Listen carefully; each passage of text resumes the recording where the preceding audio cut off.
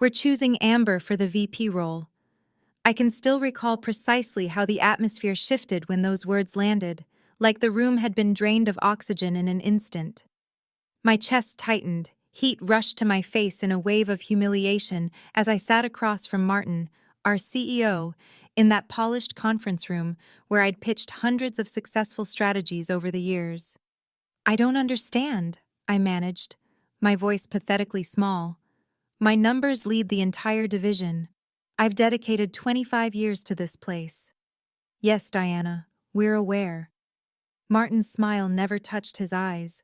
He tapped his Mont Blanc pen against my evaluation, the one proving I'd surpassed every expectation, and we appreciate that loyalty.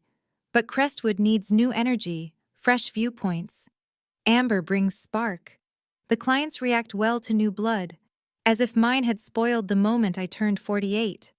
"She's been here 6 months, I whispered, feeling something inside me splinter. "I built those client relationships. I taught her everything." Martin leaned closer, softening his tone like he was granting me a kindness. "Look, it's not personal. The board believes Amber fits better with our direction. The tech world shifts quickly. We need someone who can keep pace." Keep pace, as if I hadn't been racing ahead of everyone for decades. I nodded numbly, rose on legs that felt disconnected from my body, and walked out past the glass-lined offices where everyone pretended not to stare. Past Amber's desk where she sat with her flawless blonde topknot, already updating her email signature to include Vice President of Client Relations. My title. My future. "Hi, I'm Diana Mercer, 48 years old. Mother to 2 college students I raised mostly alone after my ex decided fatherhood restrained his entrepreneurial flair. A career woman who trusted that excellence would always be recognized. A fool who gave her best years to a company that tossed her aside the moment her crow's feet appeared on video calls."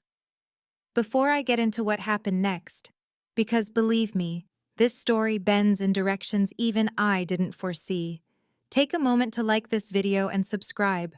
I read every single comment, so let me know where you're watching from. I never imagined I'd reveal something this personal online, but after everything, I realize staying silent only shields the wrong people. Let me rewind a bit. Crestwood Technologies wasn't always the hollow place it became. When I started at 23, fresh out of college with a marketing degree and student loans suffocating me, it was a scrappy tech consulting startup with oversized ambition. 15 people squeezed into an office above a Chinese restaurant. The scent of Kung Pao chicken endlessly drifting through our vents. I was hired as an assistant account manager, but within 3 years, I was handling our biggest clients on my own. By 30, I was securing accounts that took us from a local operation to a regional force. By 40, the portfolio I managed brought in over $200 million annually.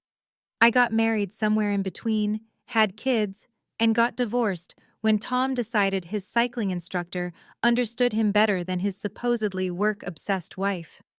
Through all of it, Crestwood was my anchor, my identity, my stability. Martin stepped in as CEO 8 years ago when our founder retired. He arrived from a larger company with glossy presentations about innovation and youth culture. Overnight, our offices were remodeled with nap pods and cold brew taps. Our average employee age dropped by 10 years. I adjusted, learned TikTok, revamped my wardrobe, pushed harder, stayed longer, never objected when 20-somethings were elevated into newly invented roles with ambiguous responsibilities and bigger paychecks. "Play the long game," my friend Vivian would tell me over wine. "You know the clients, you own the relationships. They can't replace that." I believed her. Naive, right? When our VP of Client Relations announced his retirement, I thought my moment had finally come. I'd been doing half his work for years already. Clients requested me by name. My performance reviews were impeccable. Then came Amber Chen, 28, Stanford MBA, former college volleyball athlete with legs for days, and that effortless assurance of someone who's never heard the word no. Martin brought her on personally as a senior account strategist and began inviting her to leadership meetings within weeks. I trained her myself, introduced her to our highest value clients, handed over contacts I'd cultivated for years, walked her through our systems, our workflows, our shortcuts. Because I'm a team player, because I believed showing my leadership would finally prove I deserved that VP promotion. 6 months later, I was back in that conference room while Martin detailed why I was too old for the job I had essentially been performing for years. That evening, I sat in my car in the parking garage for 2 hours, unable to drive home, unable to face my daughter, Emma, home from college for spring break, who'd already messaged, "Did you get it?" with excited emojis. I couldn't bear to tell her that her mother wasn't valued anymore, that all the missed birthdays and school plays I sacrificed for work had counted for nothing. Eventually, I drove home in a daze, told Emma I was battling a migraine, then locked myself in the bathroom and stared at my reflection, the lines around my mouth, the gray I touched up every 3 weeks, the slight softness beneath my chin that hadn't existed 5 years earlier. "Is this what failure looks like?" I whispered. The next morning, I put on my armor, my sharpest blazer, extra concealer, a smile that strained my cheeks, and walked into the office like nothing had happened. I congratulated Amber with words that tasted like ash. "I'm so excited to learn from you," she said, her eyes wide with what looked like sincere admiration. "You're literally a legend here." A legend. As if I already belonged in the company archives. The announcement email went out that afternoon. My phone exploded with messages from colleagues, mostly fellow veterans over 40, offering anger, sympathy, invitations for drinks soon. I replied with polite professionalism, gracious to the end. But something had irreversibly cracked inside me. A lifetime of following the rules, believing diligence would be rewarded, disintegrated like sand through my fingers. The next few weeks were a uniquely cruel kind of torture. Amber began reshaping the department. Overnight, my direct reports were reassigned. My corner office was suddenly required for a collaboration lounge, so I was moved to a desk in the open floor plan, wedged between two fresh grads who blasted EDM through their headphones loud enough that I could feel the bass. My job title stayed the same, but my duties shrank. I was excluded from strategy meetings. Clients I'd supported for 15 years were officially reassigned to younger account managers under Amber's oversight. "We want to ensure our clients have continuity if you choose to retire," Martin explained when I confronted him, as if being 48 meant I was one shuffle away from assisted living. I started having panic attacks in the shower every morning, dropped 10 pounds I couldn't spare, began browsing job postings late at night, only to find that equivalent roles at other firms used coded language like energetic digital native and startup mindset. My son Zach, calling from his sophomore year at UCLA, immediately sensed something off. "Mom, you sound different. Are you okay?" "Just tired, sweetheart," I lied. "Big project at work." The truth was, I had almost nothing left to do at work.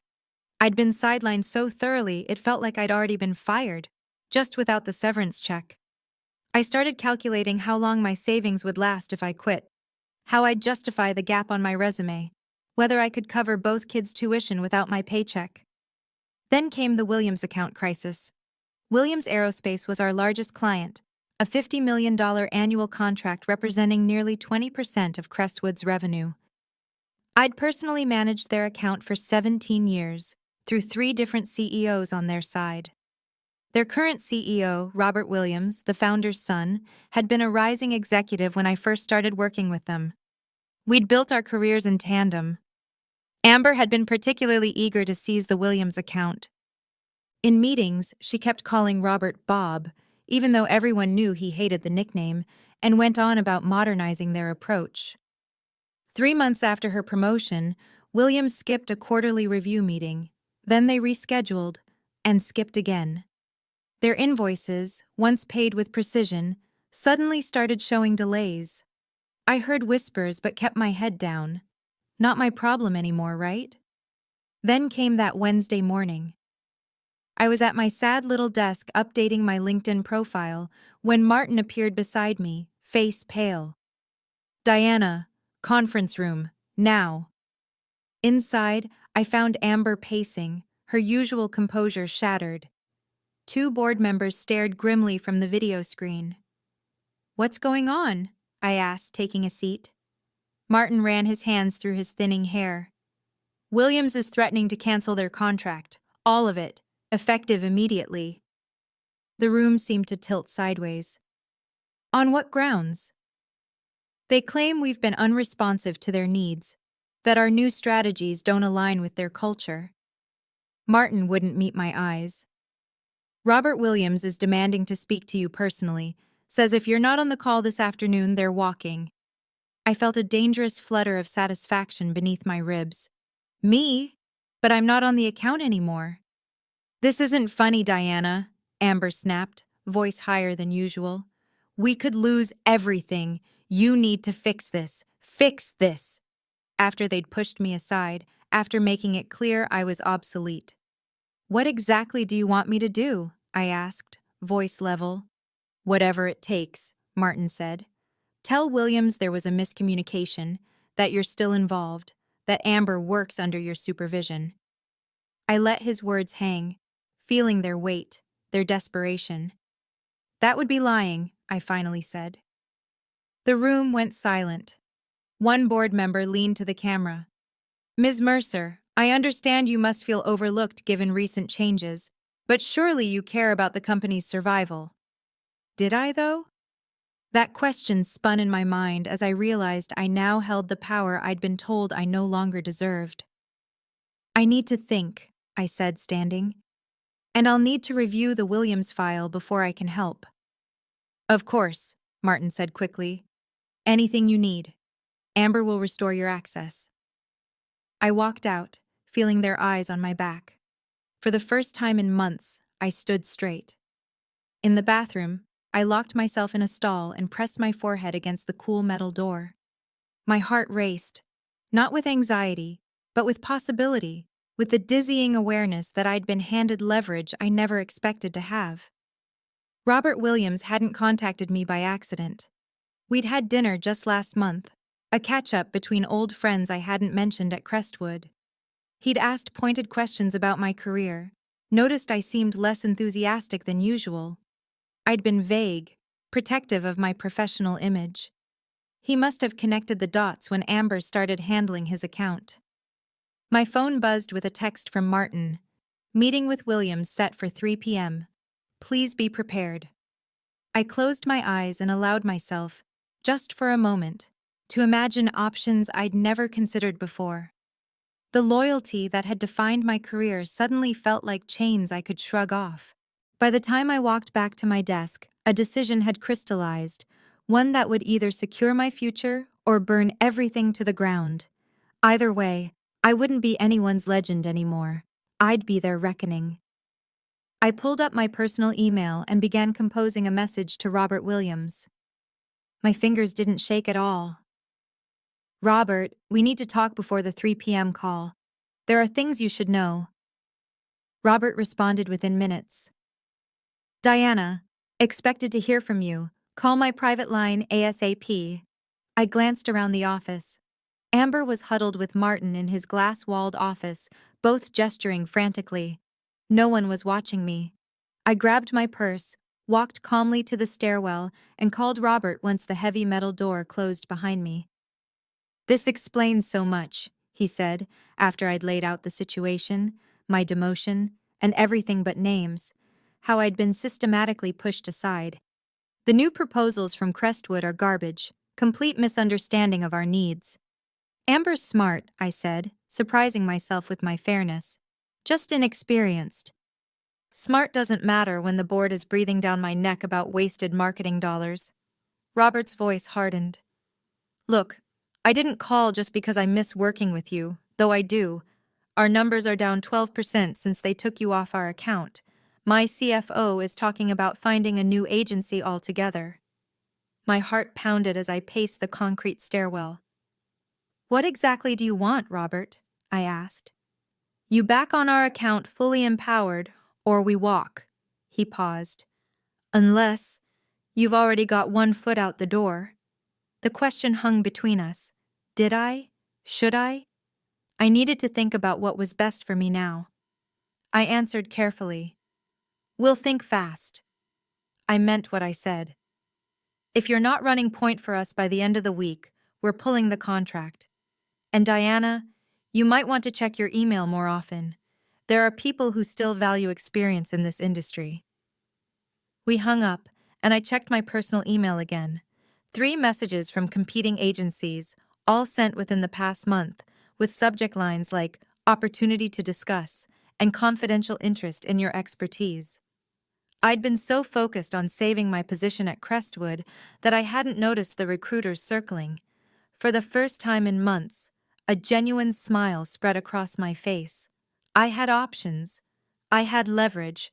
I had power. Walking back into the office, I felt like a different person than the one who'd left minutes before. Martin spotted me and waved me into his office urgently. What did Williams say? Have you spoken to him? His forehead glistened with sweat. Not yet, I lied smoothly. But I've reviewed what's happened with the account. Mind if I sit?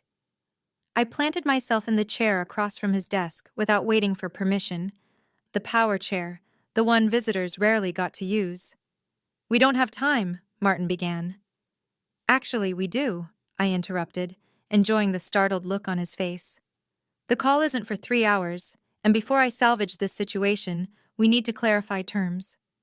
Amber, who had been standing by the window, turned sharply. Terms? Yes, I said, crossing my legs and adjusting my blazer. If I'm going to convince Williams to stay, I need to know exactly what my role will be moving forward. Martin's relief was obvious.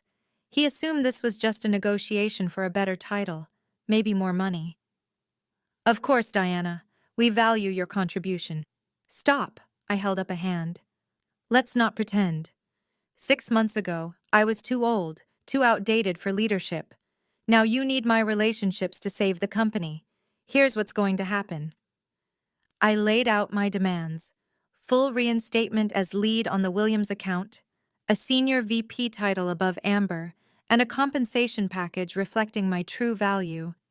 Martin and Amber exchanged glances. We'd need board approval for some of this, he hedged. Then get it before the call, I said, standing. I'm going home to prepare. I'll be back at 2:30. You can't just leave, Amber protested. Watch me, I said, walking out under their stunned gazes. At home, I kicked off my heels and made a proper lunch for the first time in years. No sad desk salad today. While eating, I reviewed the recruiting emails carefully. Phoenix Marketing Group wanted to discuss a senior director position. Meridian Consultants mentioned bringing your client portfolio. The third, from Ellis Warner, was the most intriguing. They were opening a new division for legacy clients and wanted someone with established aerospace sector relationships. I picked up my phone and called Vivian. It's me. Remember that scenario we discussed over wine last month? I need your legal expertise. How enforceable is my non-compete? Really? Vivian, my oldest friend and a ruthless corporate attorney, laughed. Depends how badly you want to burn the bridge, honey. Let's just say I've got matches and gasoline ready.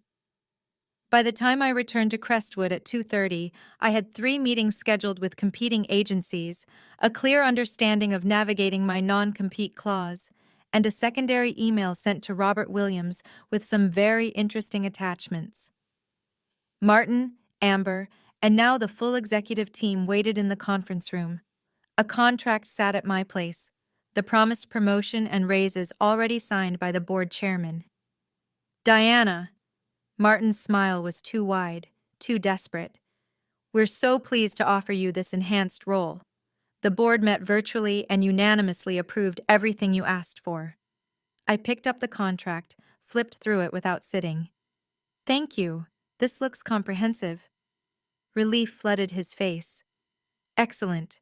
Now, about the Williams call, I said, placing the unsigned contract back on the table. I've been thinking about how to approach this, and I believe honesty is the best policy. The room. Temperature seemed to drop 10 degrees. What does that mean exactly? Asked our CFO, Garrett, eyes narrowing. It means I'm going to tell Robert Williams the truth, that I was pushed aside because of my age, that the company values youth over experience, that I was excluded from leadership because I didn't fit the image Crestwood wanted to project. Martin's face drained of color. That would be extremely unprofessional. Would it? I tilted my head. More unprofessional than what happened to me. More unprofessional than lying to a $50 million client about who's actually running their account. You can't possibly, Amber started. I absolutely can, I cut her off. Unless? Unless what? Martin demanded. I pulled my own document from my bag and slid it across the table. Unless you sign this instead. It wasn't just a revised employment contract. It was a separation agreement, 3 years' salary as severance, full benefits continuation, and most importantly, a complete waiver of my non-compete and non-solicitation clauses. You're quitting? Martin looked bewildered, after fighting for the promotion. I'm not fighting for a promotion, I corrected him. I'm fighting for what I'm worth. And Crestwood has made it abundantly clear it doesn't value what I bring to the table. So yes, I'm leaving. The only question is whether I leave with Williams Aerospace as a client or whether I help you keep them. The executives exchanged panicked glances. Garrett picked up my separation agreement, scanning it with growing alarm. This is extortion, he sputtered. This is business, I replied calmly. You taught me that loyalty means nothing. Consider this my final lesson learned. The Williams call was scheduled to begin in 7 minutes. I could practically hear the executives' minds racing, calculating the cost of my severance against the loss of their biggest client. We can discuss a counteroffer, Martin began. No counteroffers, I interrupted. Sign or I tell Robert everything. Diana! Amber's voice was quiet now, all confidence drained. I checked my watch. 5 minutes. Martin grabbed the agreement, scrolled his signature with a shaking hand, and shoved it toward the CFO, who did the same. One by one, the executives signed, faces a mix of fury and defeat. I took the document, verified all signatures, and tucked it safely away. Thank you for your prompt decision. Then I sat at the conference table and dialed Robert Williams on speaker just as the clock hit 3 o'clock. Robert, it's Diana Mercer. I have the Crestwood executive team here with me. Diana, his voice boomed through the speaker. Good to hear your voice. I was beginning to think they were holding you hostage. I smiled at the executives' uncomfortable faces. Not at all. In fact, we've been having a productive conversation about the future of the Williams account. For the next hour, I walked Robert through a transition plan, one where I would personally oversee his account for 3 months to ensure continuity before Amber took over completely. I praised Amber's strategic thinking while emphasizing the need for her to better understand William's specific needs. I was the consummate professional. By the end of the call, Robert had agreed to stay with Crestwood for now, with quarterly reviews and the understanding that I would remain available for consultation even after the transition. When the call ended, the room sat in stunned silence. You saved the account, Martin finally said. After everything, you still saved it. I honored my commitments, I corrected him. Something this company should try sometime. I gathered my things and stood. My resignation is effective immediately. I'll have my personal items out by end of day. HR can mail my final check. Where are you going? Amber asked, her voice small. I paused at the door. To a company that understands experience isn't a liability. It's a competitive advantage. 3 months later, I sat in my new corner office at Ellis Warner, where I had been hired as executive vice president of their newly formed legacy client division. My salary was 40% higher than my peak earnings at Crestwood. My team was diverse in every way, including age. My phone buzzed with a text from Robert Williams. Contract's up for renewal next month. Crestwood's latest proposal is underwhelming. Free for lunch Thursday? I smiled as I typed back. Always time for you, Robert. The official ethics policy at Ellis Warner prohibited poaching clients from former employers for 12 months after hiring. But nothing prevented clients from following a trusted advisor on their own, especially when that advisor had legally exited her non-compete clause. My assistant knocked on my door. "Your daughter's on line 1," I picked up. "Emma, how's the internship?" "Going? Amazing," she gushed. "Mom, my supervisor says I have a real shot at a permanent position after graduation." "That's wonderful, honey." "It's because of you," she said, her voice softening. "Watching you stand up for yourself, start over. It taught me so much." I blinked back unexpected tears. "Everything I did was for you and Zach." "I know, but you also did it for yourself. That's the part I needed to see." After we hung up, I walked to my window overlooking the same city where I had spent 25 years building someone else's dream. Now, finally, I was building my own. My phone buzzed again.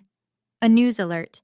Crestwood Technologies had announced a restructuring after losing 3 major accounts. Their stock had dropped 17% on the news. The article mentioned that Martin had stepped down as CEO. I didn't feel the vicious satisfaction I expected, just a quiet certainty that justice sometimes arrives on its own schedule. The following week, Amber Chen sent me a LinkedIn request with a message. "I learned more from watching you leave than I did in all our time working together. If you ever have an opening on your team, I'd love to talk." I considered it a long moment before accepting her connection, not her implied request. She still had lessons to learn, but the acknowledgement of what had happened. Because the truth is, revenge wasn't about destroying Crestwood or hurting Amber or Martin. It wasn't even about the money, though the financial security was sweet vindication.